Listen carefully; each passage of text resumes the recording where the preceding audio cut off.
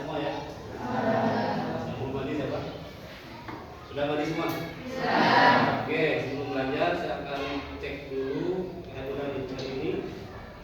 Cek kemampuan ada ya? Ini ada. Oke, selanjutnya Airi ada. Angkat tangan ya. Aldi Maulana, Andika Pratama, Anja Yofrani, Diko, Edo Maulana, Elda sakit. Elsa Juliana, ada Elsa? Ada. Erlan, Gin, Rio Alwarizi, Jin juga. Muhammad Fadli, kedua ya. Mulki Ningsih, ada Nabila Safitri, Nanda, Fadli Abdul Mutali, Yusni Ajiza, ini yang menjadi dulu ya. Renfi Apudianti, Resti Aulia Madani, Resti Febrianti, Riki Satya Rendi, sudah buat? Seni Kusmawati, Siti Hertia Yuningsi, Siti Sarah, Audia, Sofi, Pei. Kamu saudara apa sama Rajada?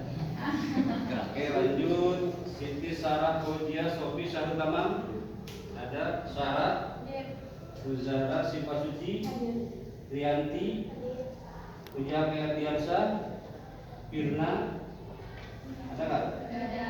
Yuyanti, Dinda Saidah. Saya tadi sudah.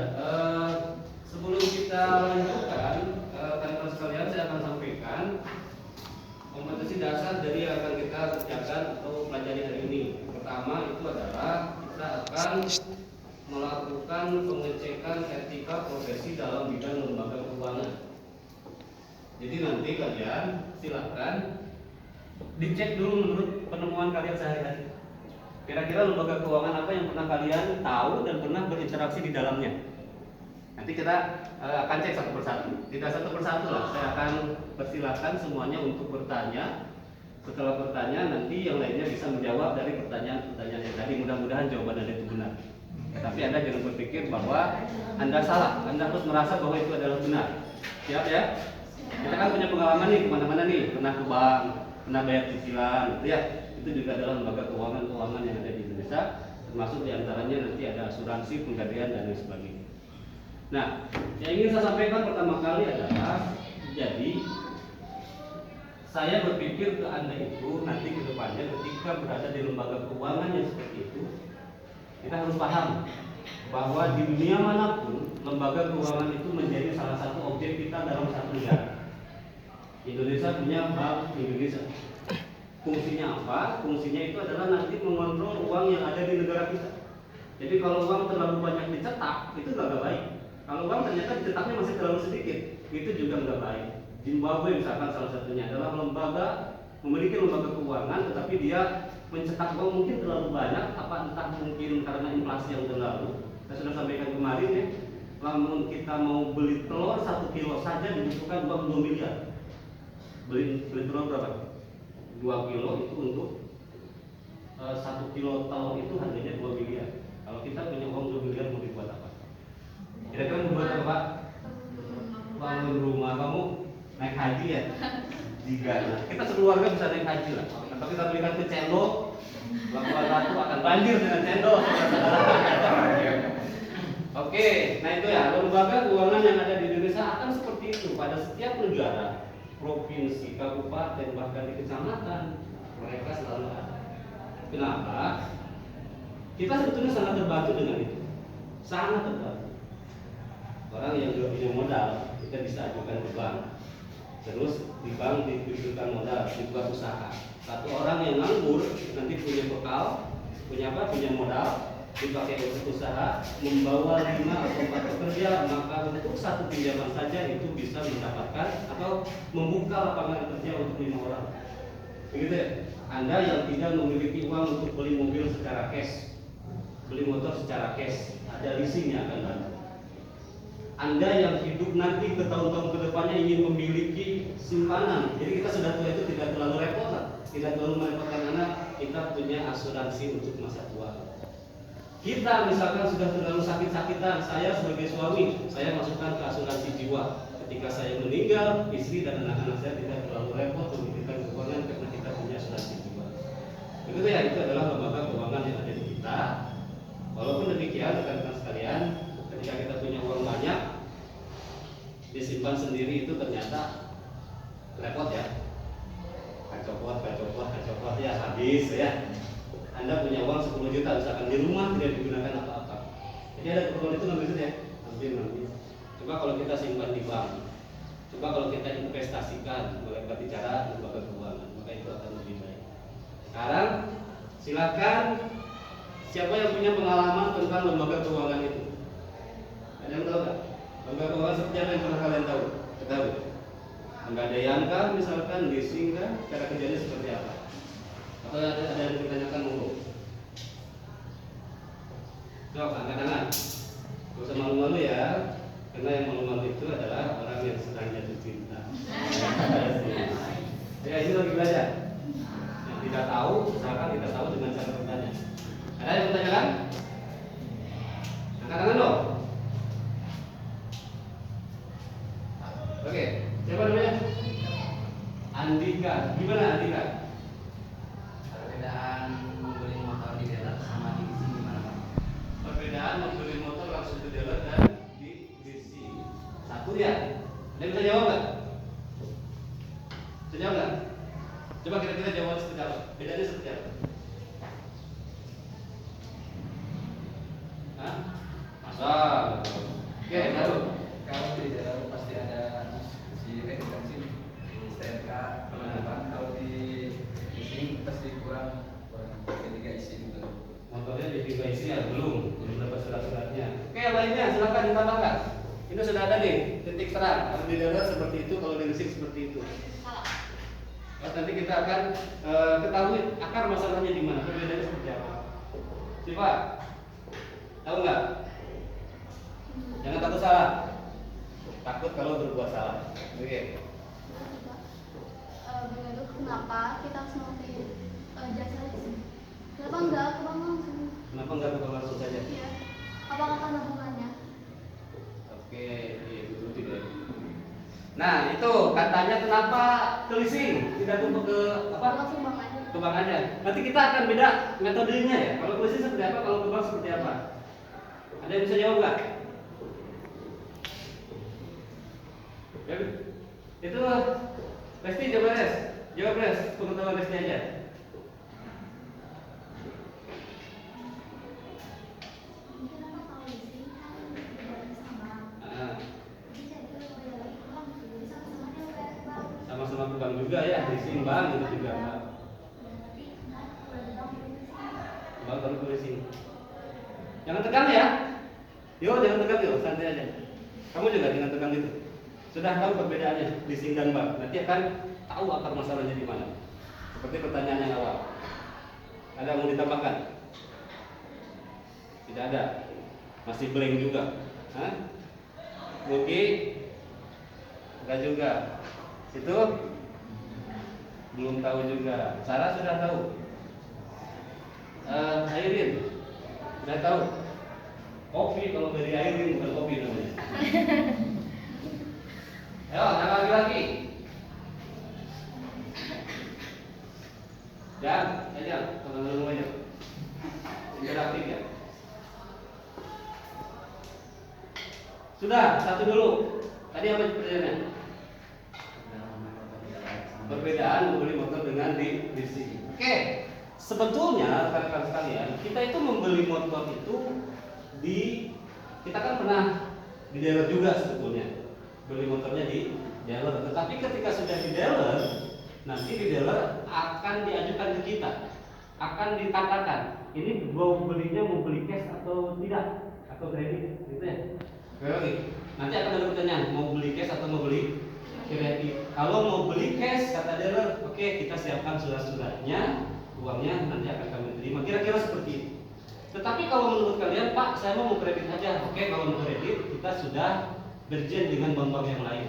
Di sini ada ini, ada ini, ada ini, ada ini. Kalau bank ini cicilannya segini, apa DP-nya segini, cicilan segini. Kalau bank ini DP-nya segini, cicilan segini per bulannya. Kalau di bank ini nanti kita disuruh pilih. Apakah kita ke Adira misalkan, atau ke Oto misalkan, atau ke apa lagi? Yang leasing-leasing itu. FIF misalkan. Nanti itu disodorkan oleh pihak apa? Dealer. Kalau kita misalkan apa saya pilih Oto saja misalkan, maka Anda diberikan motor oleh dealer, tetapi Anda nyicilnya ke bank. Paham maksudnya? Boleh kita beli kemana saja bisa. Tetapi kalau saya tahu sih itu beli bank langsung ke leasing itu, beli apa? Beli motor langsung ke leasing itu enggak bisa. Biasanya dia langsung kemana dulu?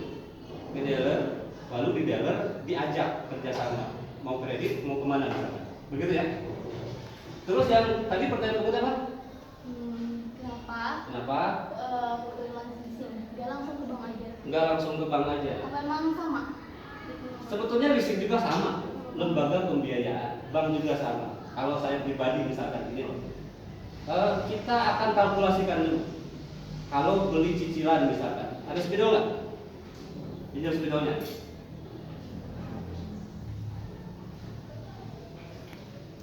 Akan beli apa tadi? Secara nyicil misalkan. Nanti kita kalkulasikan dulu, kalkulasikan diri. Kalau misalkan kita ke bank terus beli motor berapa? Contoh, saya akan kasih contoh. Pernah Anda berpikir, Pak saya mau pinjam uangnya ke bank saja, terus uangnya kita berikan ke motor. Pernah pikir gitu nggak? Atau kita langsung beli motor saja tapi dibiayai oleh bank. Saya pribadi misalkan begini. Kita akan cek dulu, kalau motor harganya misalkan 15 juta ya, 15 juta, satu motor misalkan. DP-nya 3 juta. Down payment. DP-nya itu adalah 3 juta. Oke, satu. Cicilannya untuk 24 bulan. Cicilan 24 bulan.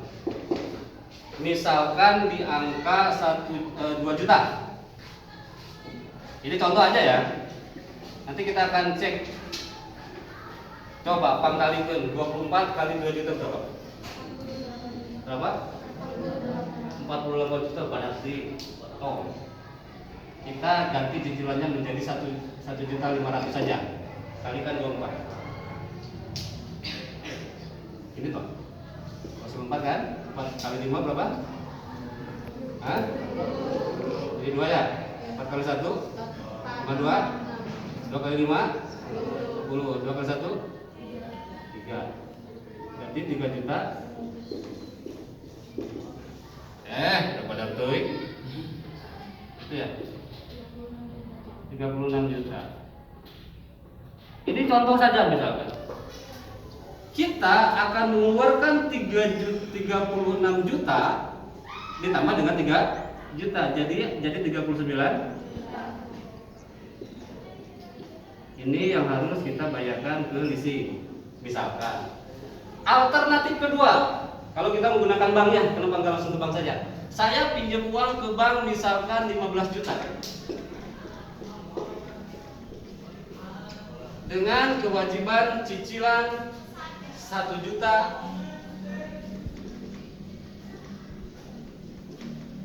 dikali 2 tahun. Berarti berapa? 24 bulan. Pangkalikan 1 kali 24 berarti 24 juta.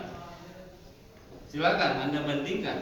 Kalau misalkan kita beli ke leasing dibantu dengan leasing 39 juta, tetapi kalau kita pinjam ke bank, terus uangnya dibelikan karena motor, terus kita nyicil ke bank, maka uang kita hanya 24 juta saja. Lebihnya berapa? Dari 15 lebihnya berapa? 9 juta. Kalau ini lebihnya berapa? Lebih dari 15 ya? Berapa berarti lebihnya? Coba kamu hitung ke. Hah? 24. Sebagai sifat, kamu akan milih pinjam ke bank atau langsung ke leasing? Tapi kan Bapak kalau di bank itu kan suka ada bunga. Iya. Nah itu sudah termasuk bunga maksudnya. Nah, kan nanti leasing juga ada bunga. Dia menetapkan berapa suku bunganya, bank juga menetapkan berapa suku bunganya. Kalau saya pinjam ke KUR itu bunganya kecil, berapa 2% kalau nggak salah. Jadi kalau meminjam 25 juta itu kita mengembalikannya sekitar 30 juta, lebihnya hanya 5 juta saja. Coba menurut kamu Pak, kamu akan pilih yang lebih 9 juta atau lebih 24 juta? Jelas 9. Jadi merenang mending kita yang minjem ke bank, belikan motor, terus kita nyicil ke bank. Daripada kita beli motor langsung, dibantu oleh leasing dan lain sebagainya. Itu cara kerjanya. Oke, silakan nanti kalian pinter-pinter dan bisa ngitung ya. Nanti kalau misalkan beli motor nih, apakah leasing, hitung dulu kan suka ada iklan ya. DP sekian, cicilan untuk 24 bulan berapa, untuk yang 36 berapa, untuk yang 48 berapa. Sesuaikan dengan budget kita. Jangan sekali-kali Anda ingin terlihat mewah, padahal hidup kita itu pas-pasan. Maka dihitung dulu kan, dan kita belajar. Begitu ya? Kira-kira perbedaan leasing dengan dealer apa seperti ini. Ada banyak juga hal-hal yang terjadi di dunia keuangan, tidak sekedar itu saja. Oke, ada yang menanyakan satu lagi? Sekitar apa? Dok, pernah tahu lembaga keuangan apa? Yang kamu pernah tahu? Belum pernah tahu? Hah? Belum pernah. Lembaga keuangan apa saja? Ya kayak bank apa saja yang kamu tahu? Nama-namanya. BRI terus, BCA, BJB. Ya udah. Pak, kalau untuk bank BTPN, cara kerjanya itu kayak gimana? Bagaimana cara kerjanya bank BTPN? Bagaimana cara kerja bank BTPN? Ada yang tahu? Oh, kemarin yang tugasnya di BTPN siapa? Ya, kamu coba jawabannya. Ya, itu saja. Ada yang lucu? Artinya apa kalau bank BTPN itu? Bank kayaknya apa? Simpan. BTPN apa? Bank pensiun ya? Bank tabungan pemerintah apa bank tabungan pensiun? Orang tahu, masa orang tahu? Ada yang tahu nggak? Hah? Bank tabungan N-nya apa? BT, bank tabungan BT PN, bank tabungan pensiunan negara. Betul apa salah? Hah? Sepertinya betul ya. Pensiun itu namanya di situ. Mereka yang PNS, yang kerjanya ke pemerintah, setelah dia pensiun, maka dia akan mendapatkan dana pensiunnya itu. Berapa persen sih? Tahu nggak? 75% atau 50%? Jadi kalau kita gajinya 50 juta misalkan, setelah kita pensiun, maka tidak 50 juta lagi, tetap kita mendapatkan uang pensiunan. Uangnya dari mana? Uangnya itu adalah ketika kita bekerja, saudara-saudara sekalian, pemerintah otomatis motong ini untuk pensiun. Entahlah saya kurang paham tentang ini. Tapi yang jelas seperti itulah cara kerja keuangan. Jadi duitnya ngumpul didinya, kumpul dari kita, disimpan di bank dialokasikan untuk apapun sehingga semuanya mendapat untung. Kita yang menyimpan untung. Kenapa? Karena kita aman. Bank punya untung, kenapa? Dia dibiarkan ke orang lain nyicil ke bank. Muter seperti itu. Maka di dunia manapun ketika banknya sehat, maka dipastikan negara itu akan menjadi negara yang paling tidak negara yang maju lah. Oke, untuk hari ini ya cukup ya. Ada yang bertanya lagi? Siap, terima kasih. Mudah-mudahan apa yang kita kerjakan hari ini, yang kita dapatkan ini, kita bikinkan saja. Ya Allah, minta semua yang hari ini yang saya dapatkan di kepala saya, tolong itu dikembalikan ketika saya membutuhkannya. Itu saja seperti yang pasti saya. Kita kan suka lupa ya, pas ujian mana yang hasil belajar. Paling tidak hari ini kita katakan hari ini ya Allah, aku belajar dan ketika aku membutuhkan itu kembalikan ke kepala saya agar aku bisa menjawab atau melaksanakan. Terima kasih untuk hari ini, sehat semuanya, semangat. Assalamualaikum warahmatullahi wabarakatuh.